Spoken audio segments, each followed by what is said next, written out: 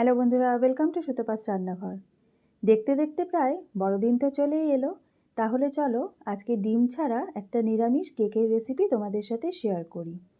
তো প্রথমে দেখো, আমি এখানে কিছু টুটি ফুটি নিয়ে নিয়েছি বিভিন্ন কালারের, আর নিয়েছি এখানে কিছু চকলেটসের চিপস, আর নিয়েছি এখানে কাজু কিশমিশ, আর নিয়েছি একটা চেরি, সেটা আমি মাঝখান দিয়ে গোল গোল করে এভাবে কেটে নিয়েছি।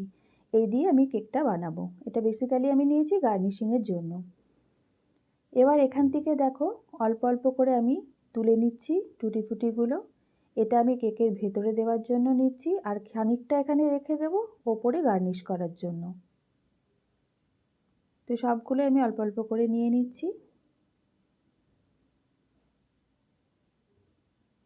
এবার কিশমিশগুলোকে যেটা আমি ভেতরে দেব সেগুলো একটু কুচি কুচি করে কেটে দিচ্ছি। কাজুগুলোকে আমি এরকমভাবে টুকরো করে কেটে দেবো।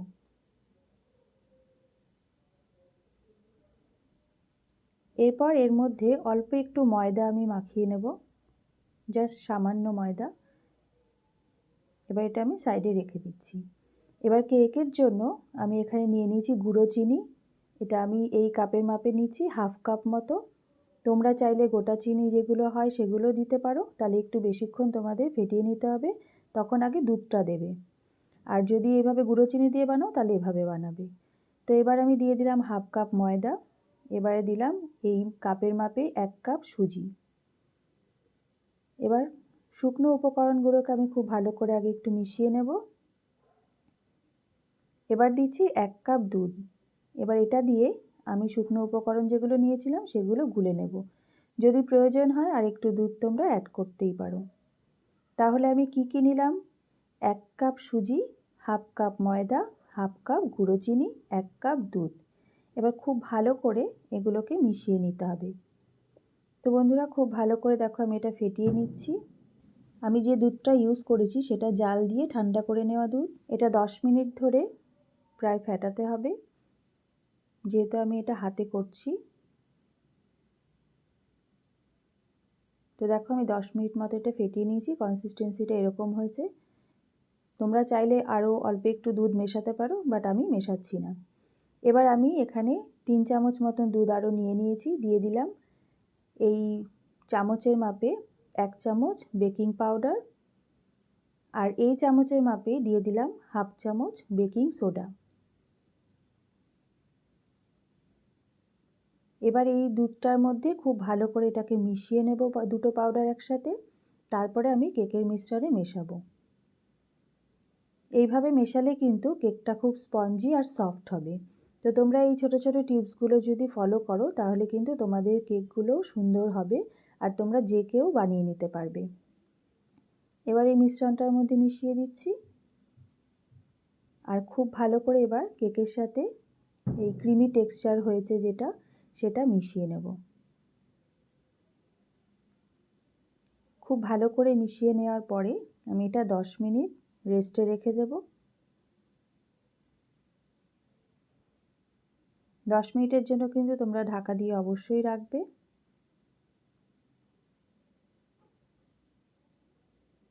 খুব ভালো করে আমি মিশিয়ে নিয়েছি। এবার আমি 10 মিনিট ঢাকা দিয়ে রাখার আগে যে টুটি ফুটিগুলো আমি অল্প একটু ময়দা মেখে রেখে দিয়েছিলাম সেটাও মিশিয়ে দিচ্ছি একবারে। একটু ভালো করে মিশিয়ে নেব।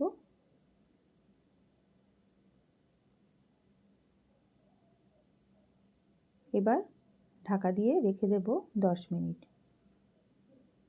এবার যে বাটিটায় আমি কেক বানাবো, এরকম আমি একটা অ্যালুমিনিয়ামের বাটি নিয়ে নিয়েছি। তার ভেতরে যদি তোমাদের কাছে বাটার পেপার থাকে তোমরা দিতে পারো, বা এমনি নর্মাল পেপার এইভাবে গোল করে কেটে নিয়েও কিন্তু তোমরা দিতে পারো। এরকম নর্মাল পেপার দিয়ে বানালেও কিন্তু কোনো অসুবিধে হবে না। যেভাবে আমি তোমাদের দেখাচ্ছি তোমরা যদি এরকম স্টেপ ফলো করে বানাও, খুব ইজিলি কিন্তু তোমরা বানিয়ে নিতে পারবে। তো কাগজটা দেওয়ার আগে আমি বাটির মধ্যে খুব ভালো করে একটু সাদা তেল লাগিয়ে নিচ্ছি, বাটির চারধারে এবং মাঝখানে। এরপরে কাগজটা দিয়ে দিলাম। এবার কাগজটার ওপর দিয়েও আমি তেল লাগিয়ে নিচ্ছি, যাতে খুব সহজেই কেকটা উঠে আসে।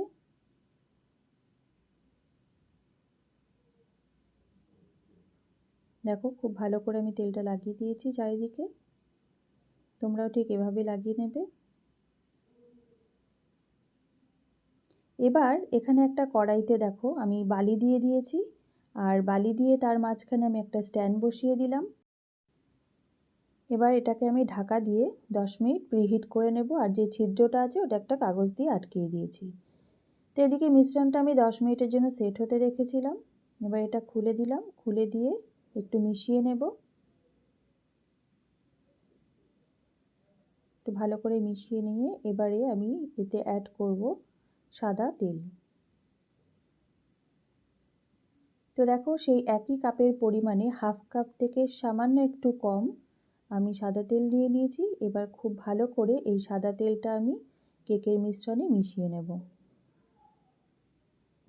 যতক্ষণ না পর্যন্ত খুব ভালো করে মিশ্রণটায় মিশে যাচ্ছে তেলটা, ততক্ষণ পর্যন্ত মিশিয়ে নেব। তো দেখো খুব ভালো করে আমি মিশিয়ে নিয়েছি।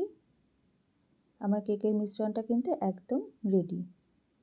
তোমরা চাইলে একটু পাতলা যদি করতে চাও তাহলে আর একটু দুধ মেশাতে পারো, কিন্তু আমার কাছে এই কনসিস্টেন্সিটাই ঠিক লাগলো, তো আমি এটাই করছি।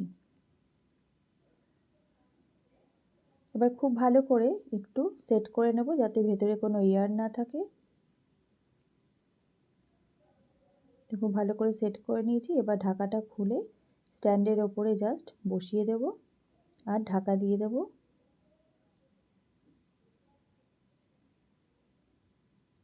এবার এভাবে আমি 50 মিনিট কেকটাকে সেট হতে দেব।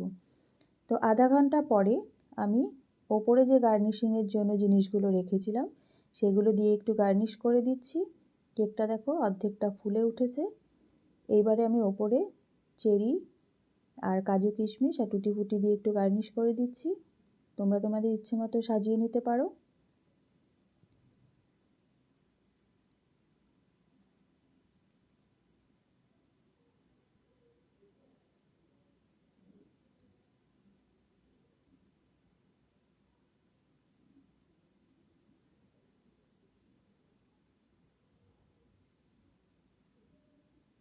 আমি আমার ইচ্ছে মতো সাজিয়ে দিলাম,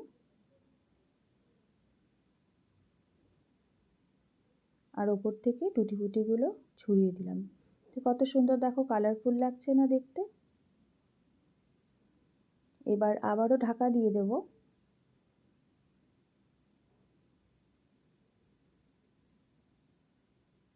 এবার আবারও ঢাকা দিয়ে কেকটা 20 মিনিট হতে দেব।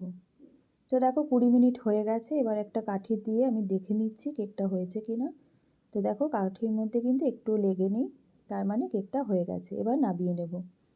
তো দেখো 50 মিনিট পর আমি নামিয়ে নিয়েছি, কেকটা কিন্তু একদম রেডি হয়ে গেছে। এবার ঠান্ডা হওয়ার পরে আমি সাইডটা ছাড়িয়ে কেকটা বের করে নেব। তোমরা যদি এই স্টেপগুলো ফলো করে বানাও, তোমরা কিন্তু খুব সহজেই বাড়িতেই কেক বানিয়ে নিতে পারবে।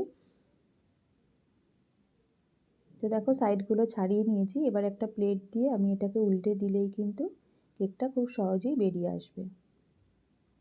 এইভাবে ওপর দিয়ে একটু চাপ দিলেই দেখো কত সুন্দর বেরিয়ে এসছে। এবার আমি কাগজটাকে খুলে নেব। তো বন্ধুরা, তোমরা যদি আমার চ্যানেলে নতুন বন্ধু হয়ে থাকো তাহলে অবশ্যই আমার চ্যানেলটাকে সাবস্ক্রাইব করে দিয়ে আমার পাশে থাকার অনুরোধ রইল। আর যদি আমার রেসিপিগুলো তোমাদের ভালো লাগে তাহলে অবশ্যই একটা লাইক, শেয়ার, একটা কমেন্ট করে দিও। তাহলে বন্ধুরা দেখো কত সফট আর স্পঞ্জি হয়েছে কেকটা, আর দেখতেও কত সুন্দর লাগছে।